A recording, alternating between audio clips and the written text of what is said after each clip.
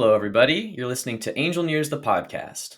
Angel Nears is a Silicon Valley community for startup builders where experienced operators share their firsthand knowledge on how to build and scale startups. I'm your host, Oleg Kujikov, and our guest today is Kumar Saurabh. He co-founded and was VP of Engineering at Sumo Logic from 2010 to 2015. Sumo Logic is a next-generation log management and analytics company which IPO'd recently this September at a $2+ billion valuation. Currently, Kumar is acting CEO and one of the co-founders at Logic Hub, an intelligent security automation platform that combines alert triage, incident response, and threat hunting. We're real excited to have Kumar join us today to share his experience on what gets founders into trouble. Kumar, welcome to the show. Thanks, Oleg. Awesome. Well, to get us started, why don't you just tell us a little bit about yourself and we can go from there.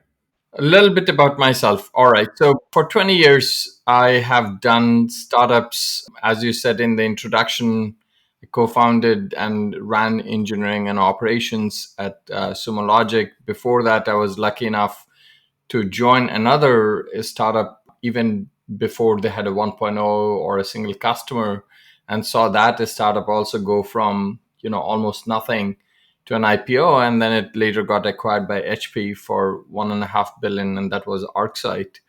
And the current company that I'm working on is Logic Hub, and what we are trying to do here, what we are doing here is teaching machines to do security operations. So it's like an autonomous security operations, intelligent automation, using that to do a lot of things that are done in threat detection, alert triage, incident response, helping people do those much better. So that's a quick intro on myself. So lots of experience starting companies, being around companies, and those companies getting acquired eventually. So, you must be doing something right.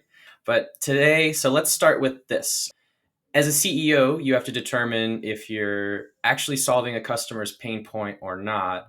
Can you tell me about how you've determined this in the past and if you would do it differently today now that you have experience starting companies? So this is about problem discovery.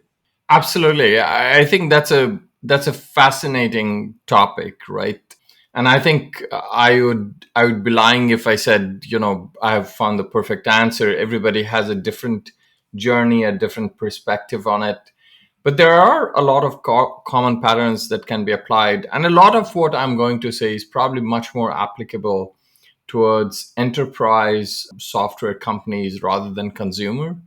And I would not assume that much of it may actually apply even to consumer, but I think having seen ArcSight very early on, joining ArcSight very early on, co-founding Sumo Logic, and then co-founding Logic Hub, that is a very key part of what problem do you pick to solve. And so at the very beginning itself, right, the first startup that I did, I picked a problem that I personally had, that I was personally running into. But after a year of doing that, I realized that the market for that kind of a product is very small, right? And so, and then a year later, I started Sumo Logic, and the market for that is big, right? And with Logic Hub also, the market is quite big, right? Almost at the same level. So one of the things that when you're picking on a problem as a founder, it's great that you're picking up a problem that you feel passionate about, the one that you have felt, but you probably want to balance that, and you probably want to look at that is how big the market for that is, and you can make, in judging how big the market is, that is a very nuanced thing.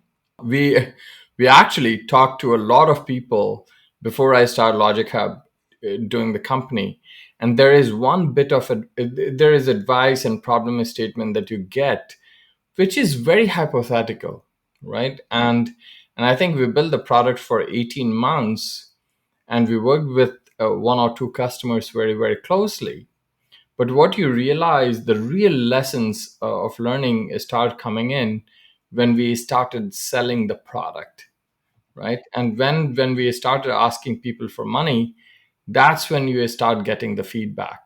So there is one lesson that I would say, and I have heard this advice before. And for people who don't truly get it, it might seem a little bit counterintuitive and a little bit hard. And you might wonder, okay, how can you actually do that? But you can actually sell software before it's built. And you should, right? And that's one thing that if I'm doing a startup again, it's almost like if you're coming from a product and engineering background, which I have come from, right? A lot of people think that you actually have to build a product or even build an MVP. And I think in hindsight, that's not required. In fact, you're delaying a lot of learning by waiting to build something, and you potentially are wasting a lot of resources in building something that might not actually at the end of the day sell, right? So that's one key thing. The sooner and sooner you get into that sales motion, and if you can visualize something, and that's where people say, lead with the vision, right? And you can actually sell the vision. I'm not trying to like, you don't just start selling flying cars, but you should be able to sell, especially if you're coming from product engineering backgrounds.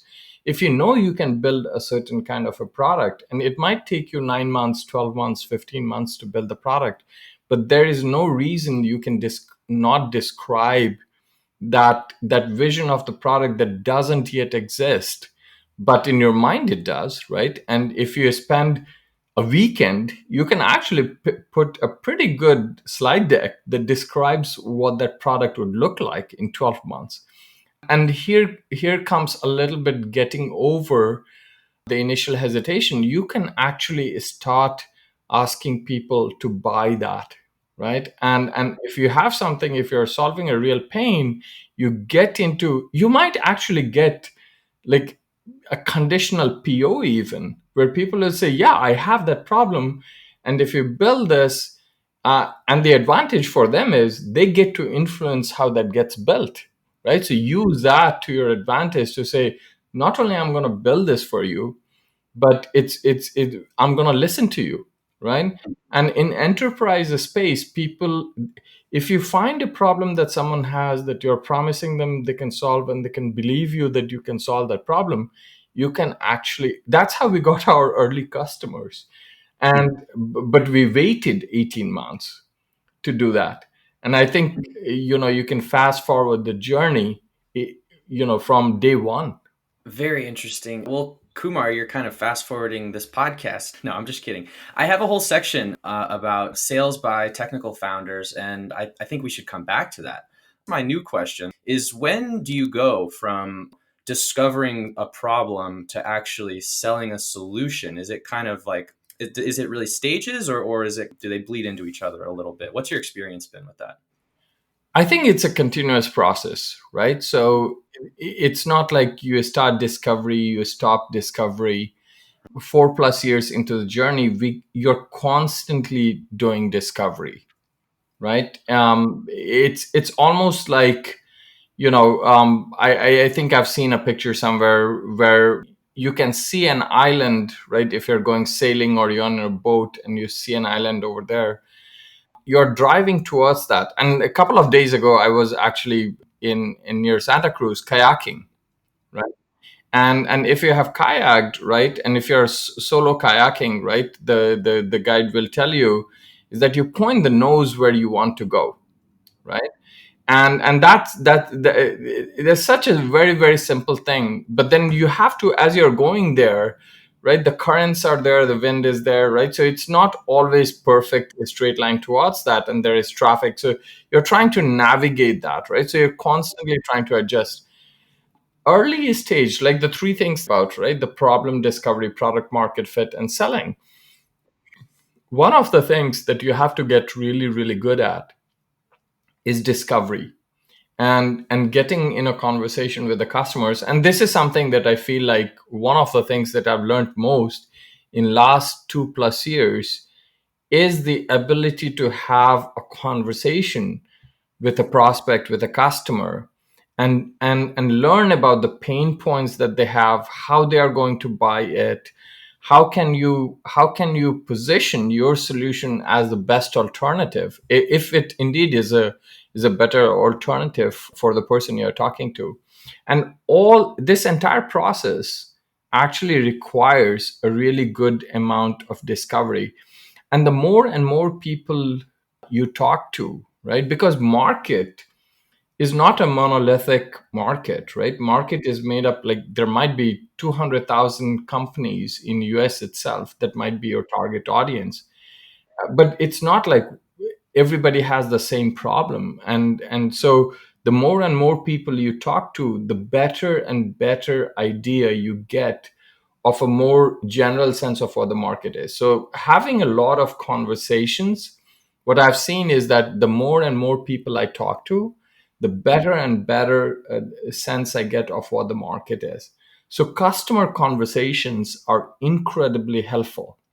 And one of the things a lot of people do, and they don't realize it, and I used to not realize it, is people try to sell before they do discovery. And salespeople know this, it doesn't work, right? But if you have never sold before in your life, it's a very common mistake that I see, is that people are selling a lot.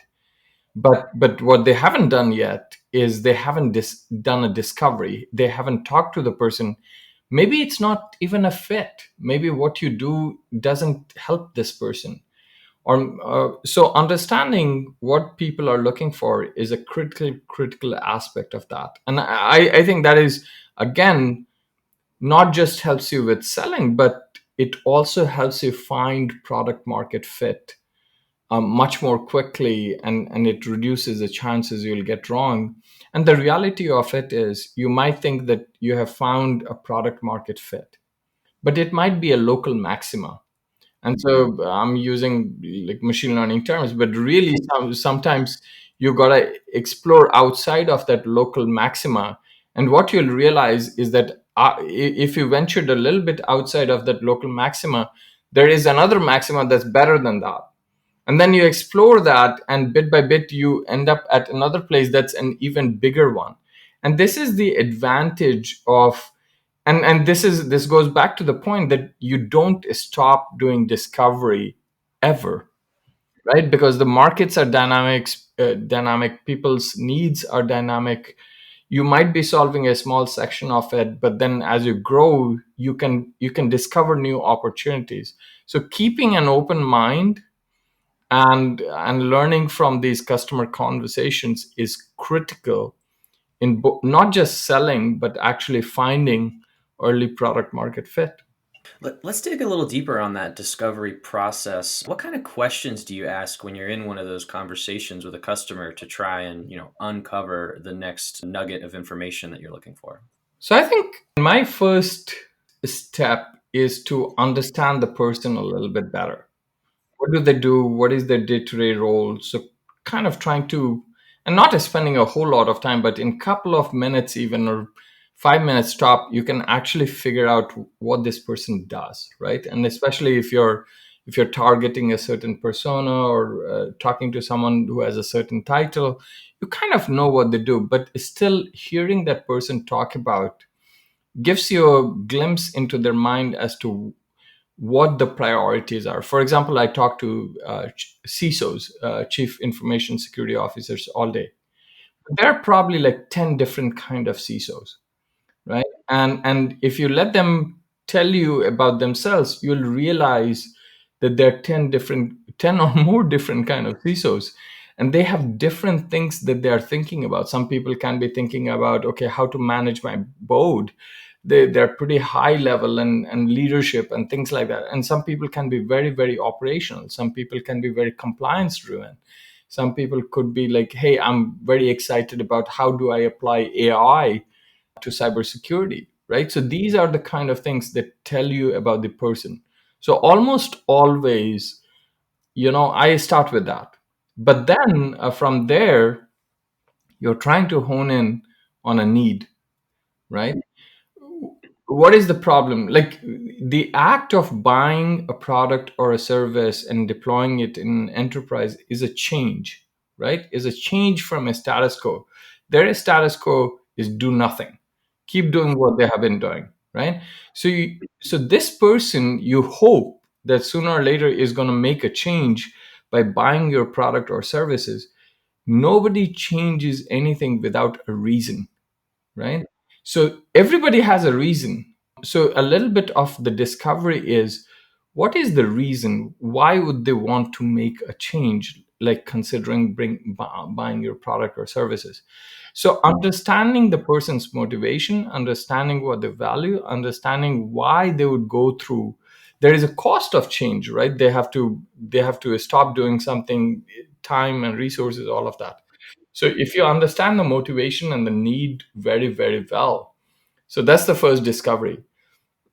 Now, the other part of it is a lot of people think they need something, but it can branch into two or three things. One of the techniques we do is after every discovery call, if I speak to someone for 30 minutes, right? And this is inside baseball a little bit, but after the call, we'll grade them A minus, B, and C. C is like, not a fit. It's like we just didn't. B is like, yeah, it is a fit, but it's not a very strong fit, right? They have the need, but the need is not big enough that they are going to do something in the next 6 to 9 months. So this is the so what I'm talking about. There is quite a bit of literature. I think IBM discovered this and formulated this in like 1970s, if I remember correctly, 30 years ago, or maybe a little bit later. It's called BANT qualification: budget, authority, need, and timing. But the most important part is need. But the need, you might find two people who have the need, but you know that one person is going to do something, either buying or acquiring your product or somebody else's product, but they are going to do something in the near term. And the other part that you can also figure out is, what is the intensity? Is this person hair on fire, or this is just like a nice to have for them? So again, the person might have a need, but there are different attributes to how strong that need is: timing, intensity, all of that. You want to discover that early on. Awesome. Thank you so much for sharing that. I've heard of the BANT framework, but it sounds like you're taking it even a step further and kind of grading those, which is really cool. Next, let's talk about product market fit. Once your problem hypothesis has been validated, you know that the problem exists, you know that the need for the solution exists. The next step is finding how your product satisfies the market demand. This is also called product market fit. Talk about your journey finding product market fit for your first and second businesses and any lessons you might have learned along the way. One of the things that I think in the product market, the discovery of product market fit, right? It's like I take the concept of people who come from machine learning side of things. And if you have ever trained a neural network, right, the way it works is you provide some input, it provides an output. Mhm. And then, but if your desired output is different than the output that you produced, you tell it what the desired output was, and then it learns from that, right? And that, in some senses, that's a pretty generic way learning systems operate, right? So in a startup and in the world of product market fit, right, asking people to buy is that process. The desired outcome is they bought your product. The undesired outcome is they didn't buy your product, right?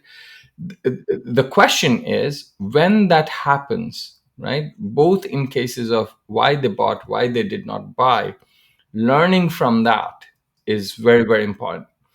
And now, learning from that, one of the frameworks that I have used is, you can start figuring out, and sometimes people intuitively know this, and whether you're methodical about it or not, or you just know on a gut level, you can almost start boiling down the key reasons why people buy or do not buy.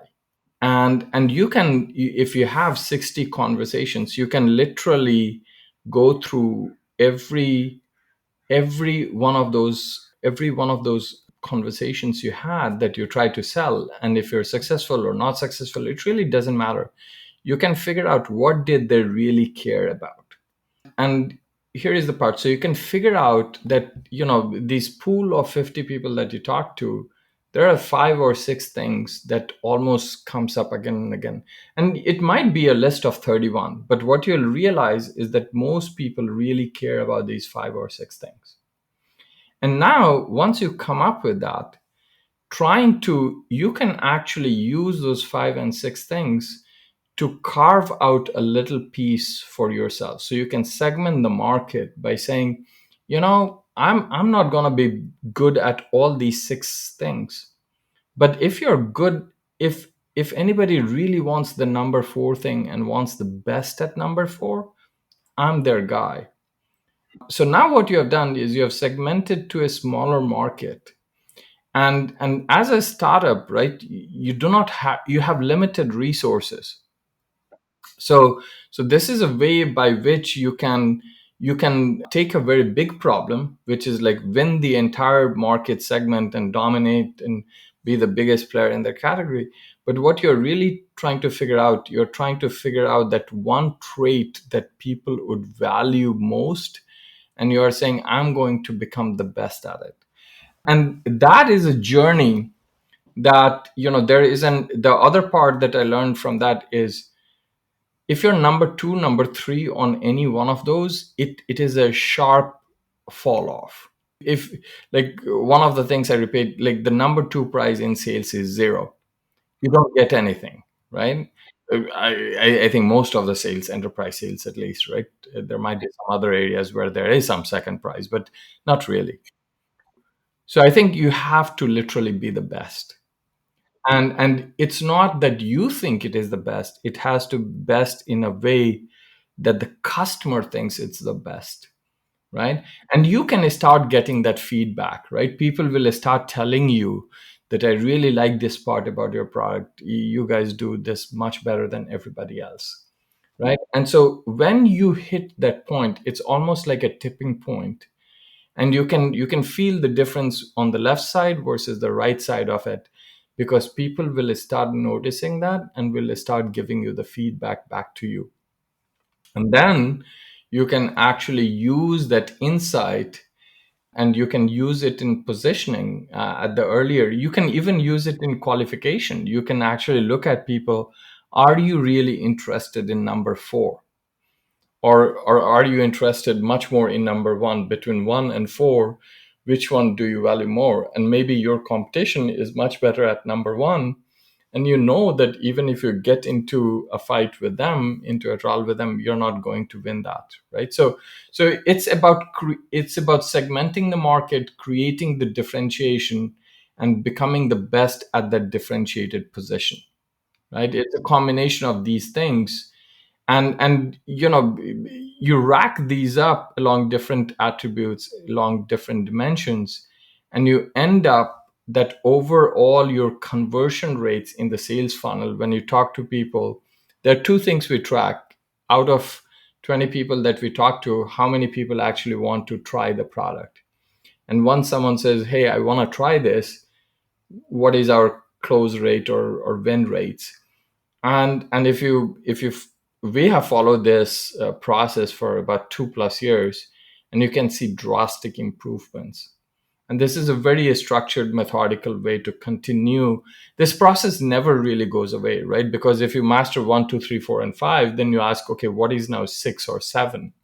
And then you go after those. That's a lot of really great advice on figuring out and maybe distilling down your product market fit. Maybe that's not the best word, is distilling, but that's the one I'm using. So you've given us a lot of great advice for figuring out product market fit. Do you have any advice on, what kind of traps to avoid? You've told us kind of what to do. Is there anything that you shouldn't do when you're figuring out product market fit? That's a really good question in terms of what not to do in product market fit. I think there is a common pattern that I see. There are like 2 ends of the spectrum, and neither of them are really good place to be. One end of the spectrum is people expect the customers to tell them, whatever you want to do, right? You're kind of following whatever the customer says. And what happens as a result of that, that you're not building a product on a, I don't think that is a great way to build a product, because you get pulled in so many different directions, and you're solving the problem in a very shallow way. You're not digging deep enough. And you're not building. Customers are always, I mean, the classic thing is, if you ask customers what they want is like faster horses, right? There is some truth to that, right? Because customers are limited, more often than not, they're limited by what they see. And on the other hand, you have, especially for people who come from technology and engineering background, and I'm guilty of that, they're in love with the problem, right? In the love of a problem from their perspective, right? And it's like a book, right? If you're looking at from one side, you are seeing the front cover, the other person is seeing the back cover, right? It's the same thing, but there is two completely different views of that. So for many times, what I've seen is, especially the more technical founders, they're looking at the problem from a builder's perspective. What you need to look at it from, and that never works, and you only figure out a year later that you have built the wrong thing, right? What you are super excited about, but for some reason nobody else is getting excited about it. But if you are aware that there is that bias that you have, that it's your perspective, which is not necessarily, unless and until you're building a product for exactly people like you, that might be a different case.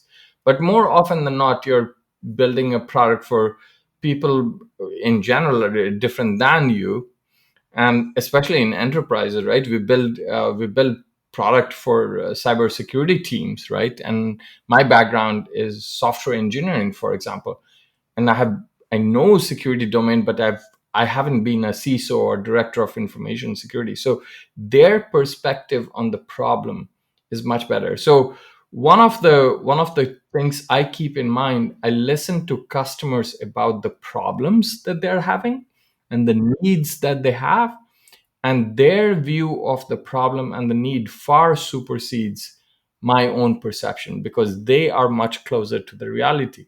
Now, where I think we need to step in as a product team is to solve the problem and go beyond what a customer is imagining. Once you see the problem, that's where innovation comes in, right? And true, most of the companies, right, iconic companies, there is always, I mean, I'm always fascinated about, there is always a nugget of an idea that is just so remarkable and different.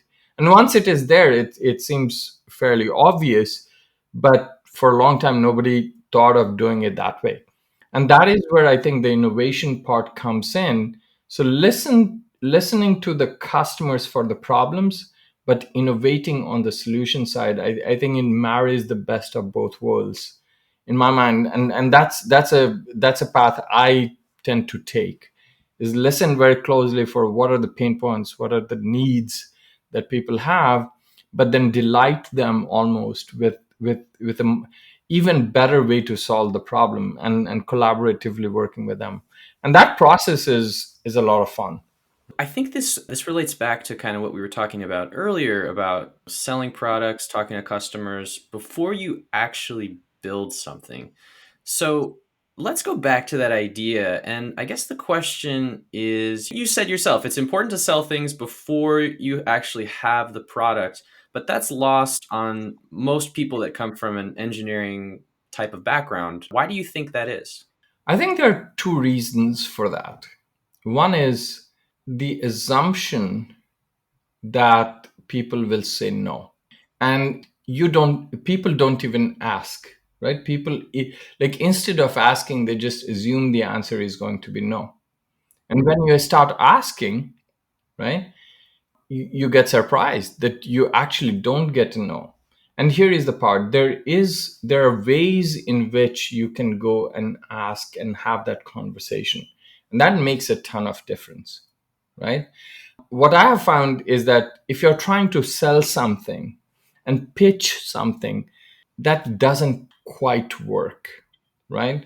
On the other hand, if you're trying to solve a problem for them that they have, and you can bring something to the table that helps them solve the problem better, faster, I think you can make that work, right? So approaching it from a much more, I think the part that I've seen work much better is kind of talking about what problems that they have. Like, look, these are the problems that they're not solving today, and everybody has that. Everybody you talk to will have a certain set of problems that they could use help solving. And so finding creative ways to do and solve the problem. And in parallel, what you're doing, you're building the product, right? But at the same time, you're solving a problem, quote unquote, teaching customers, right? So you pick two or three or four or five people and you say, okay, these are, it could even be one, right? But you say, okay, this is my teaching customer, and the give and take is that the customer has a real problem that you are helping them solve. And in the process, they're teaching you what really is a problem and what kind of solution might work, what kind of features it might need, what is a core capability versus what's nice to have, what is something that they would actually pay for. All of these things you learn as part of that engagement. And you can start this without a product in hand, right? And the advantage of it, you can build exactly to this person's, like, much closer, maybe not exactly, but much closer. This person will have an immense amount of influence, which you'd be surprised, right? If someone is buying something from Cisco, it's really hard to have that kind of, I'm just picking up Cisco as an example of a large company, but typically larger companies, you don't get that level of influence. And the startups have a big advantage in that department. Is you're small, you're nimble, you move fast. You and five other people are the entire company, right? So you can, if you decide to help somebody and collaborate with somebody, you can actually make that happen. So we've talked about the importance of getting in front of customers, discovery and kind of diversifying who you get in front of because, you could learn different things from different people. So I'm kind of curious to hear more about, how you actually talk to customers. It sounds like you might talk to certain people on a recurring basis. Tell me about what you actually do and maybe how it's changed from starting your first company to now as far as, how you choose to get in front of potential customers and have those discovery calls. One of the things that, again, this is next time I'll do it much sooner kind of things, is only 18 months later we hired our first sales development rep, right? And the guy joins, and in the first meeting he sets up 20 calls, right?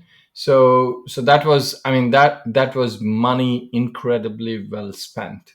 And so I think if I reach out to people even cold on LinkedIn, right? If someone says something very interesting, maybe it shows up in my feed, and I'm really genuinely curious to talk to that person about that, 4 out of 5 times they actually respond back, and they would be happy to give you 30 minutes of time, right?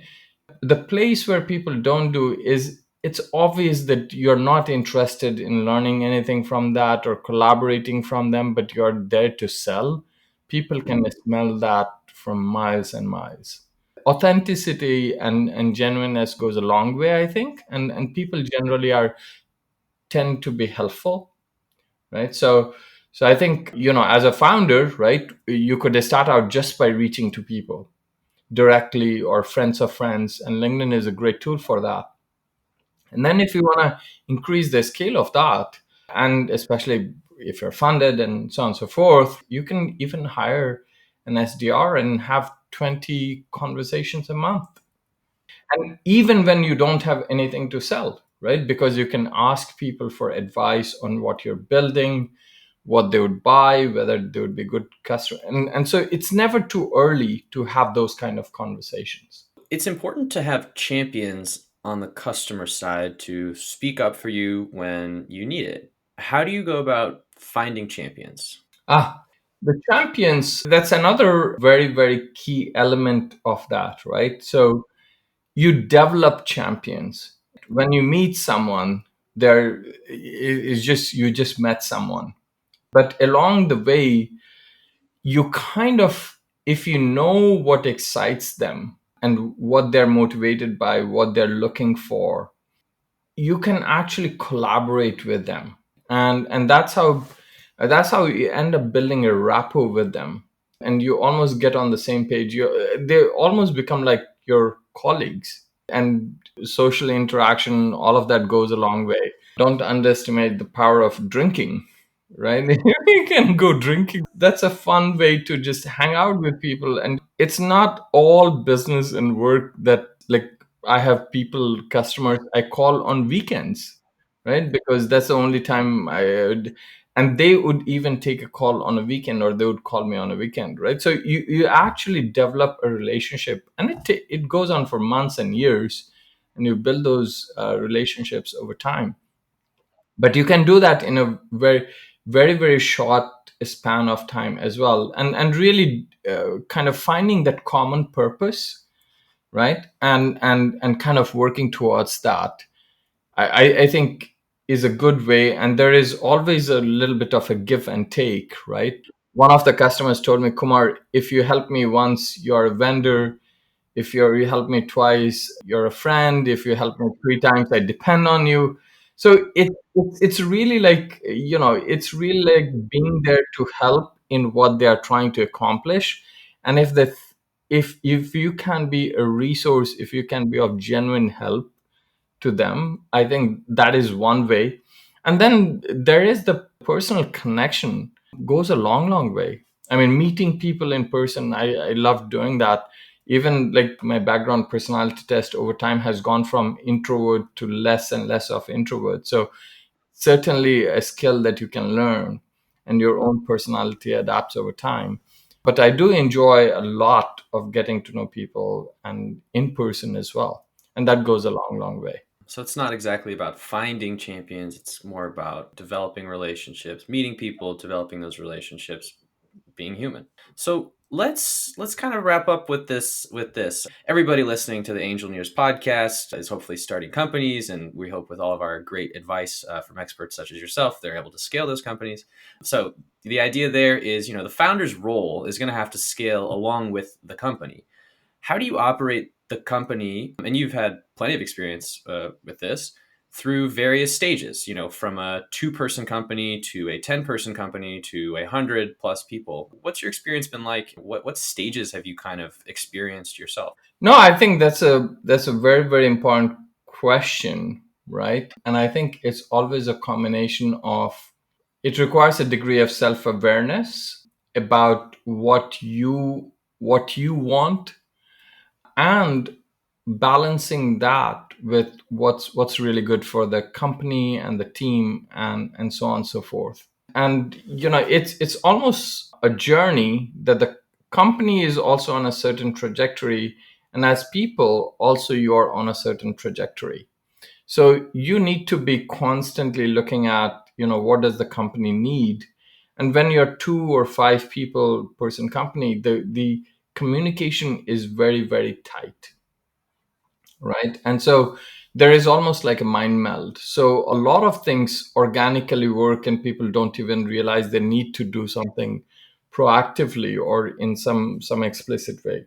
It starts to change though as you go from 5, 7 people.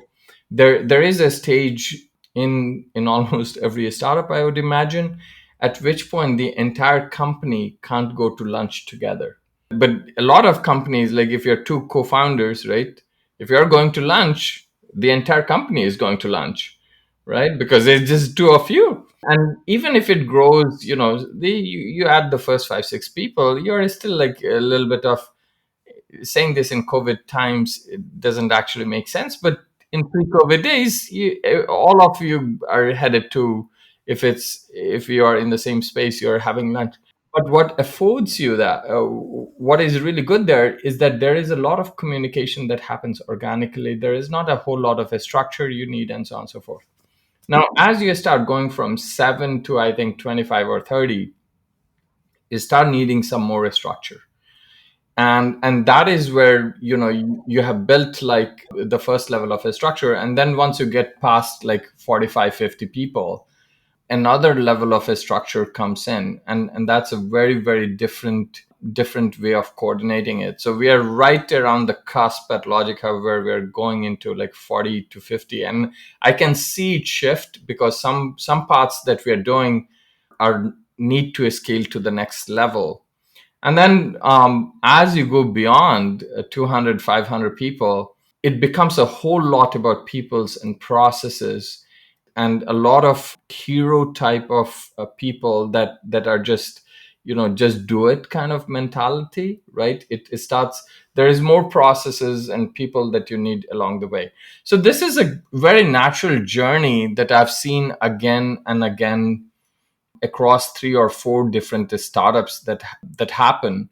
And I think the biggest thing that comes in is people are not aware that the organization is changing, and as the organization changes, people are not realizing that their role needs to constantly change. And that is one of the things where people also struggle, especially if you're a founder, right? You start out by doing almost everything, and then as the team grows, it becomes more and more of a specialized role. So every 6 months or so, right, one of the techniques I do is I just take a day or two and no meeting days, and I don't even tell anybody about it, but it's just looking at your own place in the organization, and is everything still in harmony, or has it drifted enough that you need to change things about your role.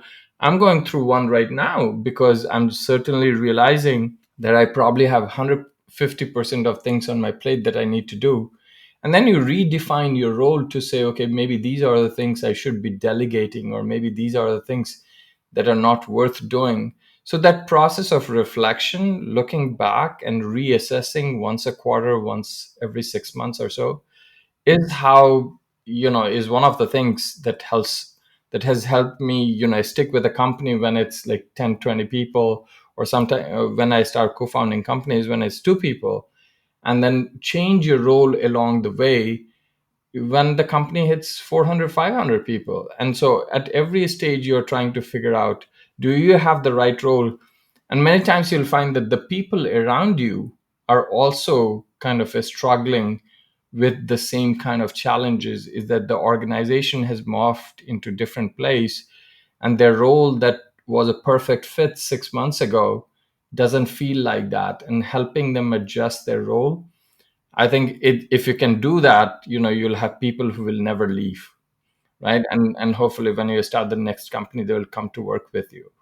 So that process is where happens in practically every startup that grows.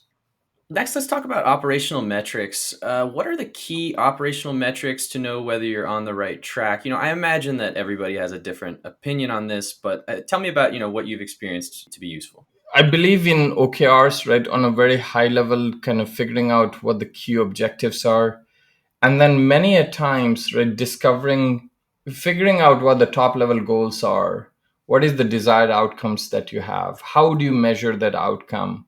And then breaking it down into what needs to happen in what cadence, right? It's almost a structure that over time, over years, like definitely at Sumo and even at Logic Hub, right? I actually do that for my own sanity. And literally every Saturday or Sunday, one of the days, I will review that. And I actually, like, at any point, if you ask me, I have this rule of three. I always want to know what are the top 3 things, and for the entire company. And in many ways, um, al- almost almost everything that actually will make a big difference can support like 3 things. You don't need 7 or 8 or 9 things at the very top. In fact, in the early stages of a startup, focus is a big thing, right? And by restricting yourself to top level 3 goals or so, it kind of forces a certain kind of discipline to say, no, I'm not going to do number 9 and number 11 and number 10. And And the other part that comes in is people have these objectives, they want to do something, but they don't set themselves a goal that they're going to verify it 3 months later or a month later on some period, right? So I is still like, that is one thing that I'm actually amazed because it comes naturally to me. I'm kind of surprised when people don't do that. But 4 out of 10 times, right, people would say, okay, I want to do this, but they have not defined how they will know whether they have hit that or not, right? And if you can't define a metric, a way to verify it, that's a recipe, because 2 months later you might be thinking I'm doing great, and the team doesn't understand what doing great means. So I think for me, what is much more important is not the exact metrics that you have, but does the team have a shared understanding of what the key goals are? What does success look like on those goals? Does the team have a discipline and a habit to kind of review those and kind of learn from those when don't happen? And does the team use, especially as it grows bigger, to kind of use that framework to prioritize what they do and what they don't do? And I think having this framework in place is probably is critical, is extremely critical for clarity, for everybody doing the best they can. So the exact metrics to a degree will change every 90 days even, or sometimes sooner than that. So but the framework actually works quite well to help the team stay on the same page, to have a common sense of purpose. Sounds very fluffy, but trust me, when when things hit a bump, right, a team that has a common sense of purpose will kind of work through it, versus a team that doesn't will get demotivated. Yeah, I'm thinking back to the kayaking example, right? If you're pointed in the right direction and that goal is clear, then you can handle the bumps and the waves and all that stuff. Absolutely. Do you have any examples of good and bad people management? I think in many ways, management without leadership, right, is basically supervision, right? So one of the things, if somebody hasn't read a book called Drive, people should pick that up. Mastery, autonomy, and purpose. And I can tell you that of all the people that I work with directly at Logic Hub, every single one of them, I don't want to manage. I do not want to manage. I used to feel like I had to manage, right? And I would say it's a weird kind of sentence if I say that management is a very low form of management. It doesn't kind of make sense. But if you have to supervise people, it's not the right kind of management. And first time, second time managers make that mistake.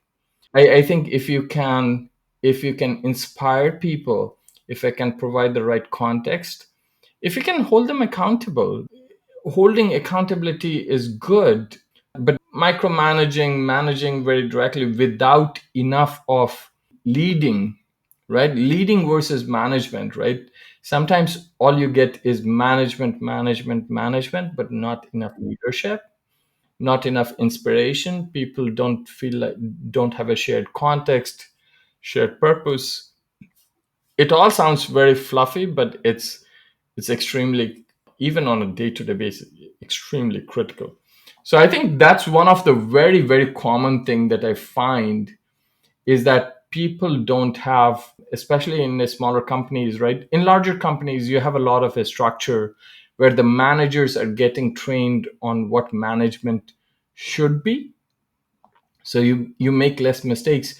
In a smaller companies, people become managers, but they don't have all the support and the education and the training and the coaching to be really good managers.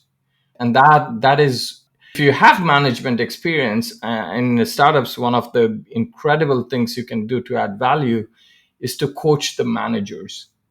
And that is something I take very seriously, is like the management culture is how we manage, right? it's not an ad hoc thing. Everybody manages whatever way they feel. That ends up defining a culture which becomes a hodgepodge. So I think as a CEO, as a founder, right, I'm very deliberate and conscious of the role managers play and whether the management style is the right kind of a style. That's very, very key. It matters a lot to people's happiness. People spend a lot of time at work, and there is a cliche: people don't quit companies, they quit bosses. And I think that's very true, right? And a bad manager can drive out really good talent before you can blink, right? So that happens. So that's a downside of bad management. Again, this is a very, very deep and elaborate topic, and you can go on and on. So I'll stop. All right, Kumar. Well, we're getting near the end here. Thank you so much for doing this. I've learned a lot about founding companies, working in companies, lessons I can take to my own job.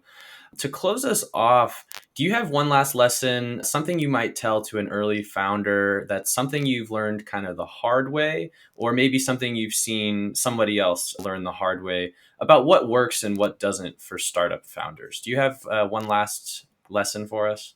I think the part that I find is that you are in some way, as a founder, right? The biggest thing that I think is the ability.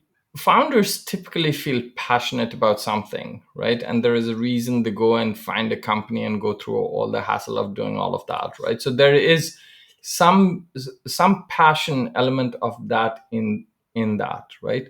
Mhm. But the passion is infectious. And passion, if you articulate it, if you communicate it why you are excited about something, it rubs off on people.